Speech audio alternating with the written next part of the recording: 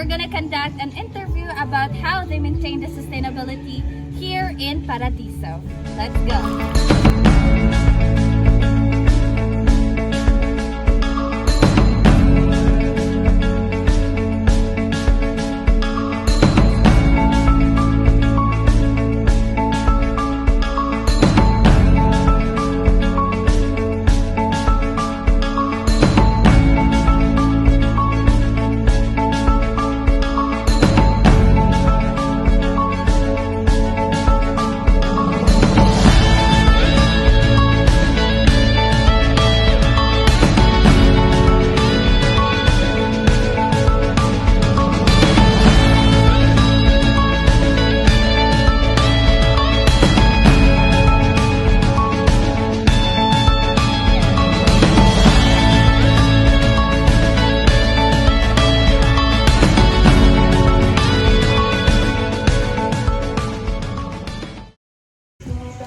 So hello everyone. Good morning. Good morning. So I am Ken Lawrence Roblico. And I am Sir Angel Batindaan. So we are with your name, sir? Hi, I'm Rondel Paradero. I'm the resort manager of Paradiso Beach Resort. Good morning. So thank you so much, sir, for conducting this interview with you today. So once again, sir, good morning. So shall we start? Sure. What steps has your resort taken to become more environmentally sustainable, and how have these changes impacted your operations and guest experience? With regards to sustainability, there are a lot of things that we can use. No? Every resort has different methods when using about sustainability. But here in Paradiso, since we are just a small property, so what we really does not want to use are chlorine-based chemicals.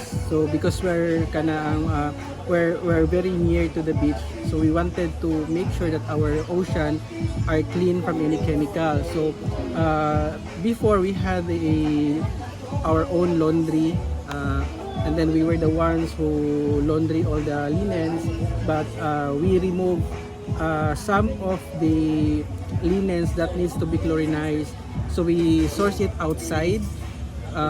We have a supplier for the laundry for those certain linens, so that's what makes us a sustainable tourism industry also. Yes, sir. And it's actually a good practice, no, that they are trying to avoid using those chlorine. No? And second question. So, sir, do you have any sustainable products and promotions here in your establishment? If yes, what is it? Right now, we don't have any promotions yet as to the products, but in our rooms, you cannot see any bottled water because, as you know, wherever you go, wherever you do check-ins, all the hotels and resort has bottled water made of plastics, right? The nature spring, the usual nature spring. But here, we don't use it. So what we encourage our guests is to ask for a water, so we can bring them a pitcher of water using the glass pitcher. So how do you maintain your garbage disposal, sir? Our garbage disposal, as you can see, you don't have any garbage bin.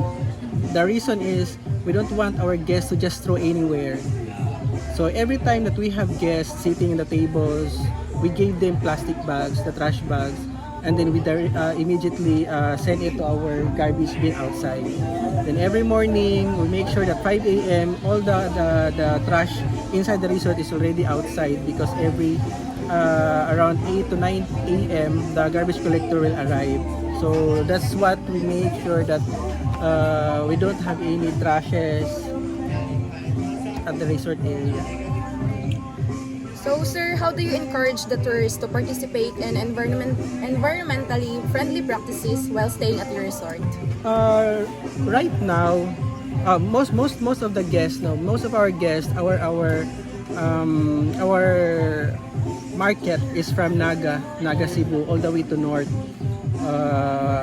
what we encourage them is to just not throw any garbage while they are in the resort. That's why once they arrive, we give them the trash bag and explain to them that don't feed the dogs, don't feed the cats, don't feed any animals around here because it can cause a lot of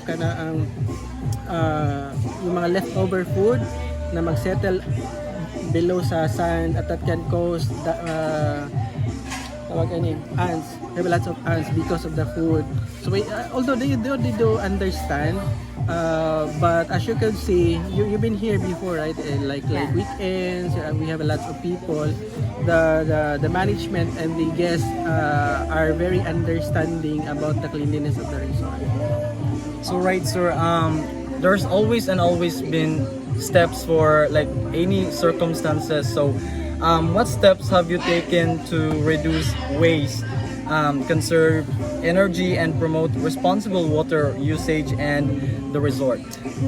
First, for the electricity, once the rooms, we already had plans and we already started implementing the rewiring of all the rooms. So every room or each room has their own breaker. So when there is no guest or no arrival, we have to switch off the breaker entirely so we can lower the expenses for the electricity. Because before we've been paying 80 to 100,000, but after we implemented that steps, we're only paying 40 to 50,000. So there's a big impact on implementing on how to properly implement to save electricity. For the water, we don't use much of water because we are using the MC or Karwa. What do you call that one? Kanang nag-supply of water. We're using that at the same time. We have also a deep well. We have our own deep well. Okay. Next. So, sir, here in your resort, what is the most pressing environmental challenge that you're facing and how do you handle it? Right now, the most important thing that it's not just pressing, but it has to be done by the government itself is the drainage system. Because as you can see from Makawit area to Mahawak or even up to Danbantan, there's no drainage system around. So every time na we have a heavy rain, so the rainwater will go directly to the beach area. And during habagat season or rainy season, some of the waste coming from the roads will go directly to the ocean also because there's no drainage system. That's one thing that the government must address.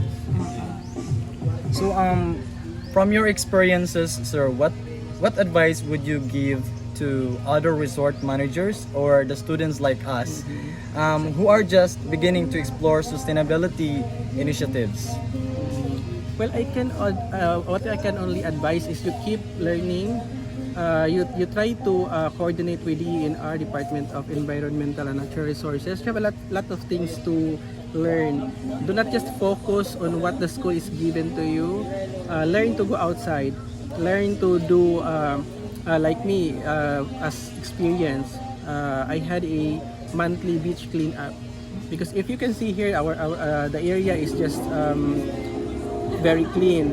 But during low tide, if you could go sa water mismo, you have a lot of you can see a lot of plastic underneath the sand.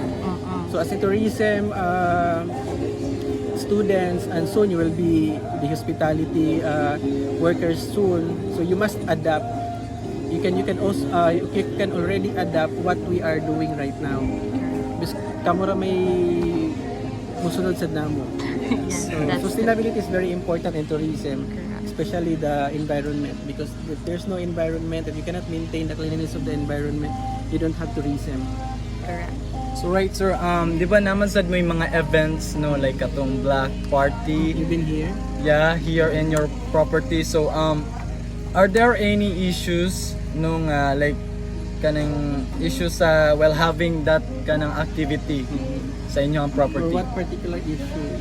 Like negative feedbacks from your locals or like For the black party, there is how many parties I had?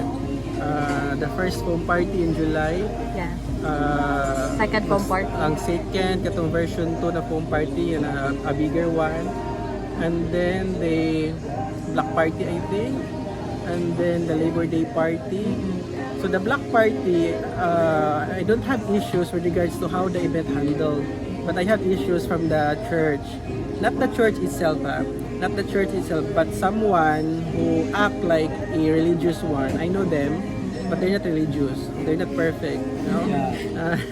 I know him, but ano daw, nagpa-party, may black party. But it's that the tourism right now is very different.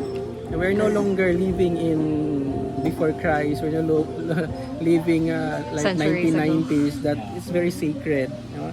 Black party is the God is dead, so we can do whatever we want, di ba? So there. So how about the perspective in like issues with regards to like sustainability, sir? Are there any issues nga like nakakuan siya, nakasamok siya sa like inyong ocean or sa inyong sea? No, because the ocean is part of our event. That's what we make. That's what Paradiso special about events, because we handle it very well. We include the safety and security of the ocean. That's why we hired boatmen, 4 boatmen. If you can see that, diba? The jet ski is already at the shoreline to make sure that when there is a emergency, we can use it. So the purpose also of having a boatman with boats is to make sure that the swimmers will not swim beyond the line. So dapat within breast height ang pwede nilang kaliguan, because safety is our most top priority.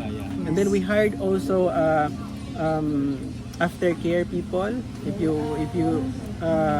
know the aftercare, so those are the people who will clean the area after the event. Okay. Because we know we have lots of bottles, beer bottles, plastics. So at 11 p.m. or 12 a.m. they are already here to start cleaning the area. So right after the event, around 3 to 4 a.m. we already have a clean resort. Just like nothing happened. So I guess that's it, sir. Thank you so much for having this interview. Thank you also for today. choosing us. Thank you. And that's it, everyone. Thank you and God bless.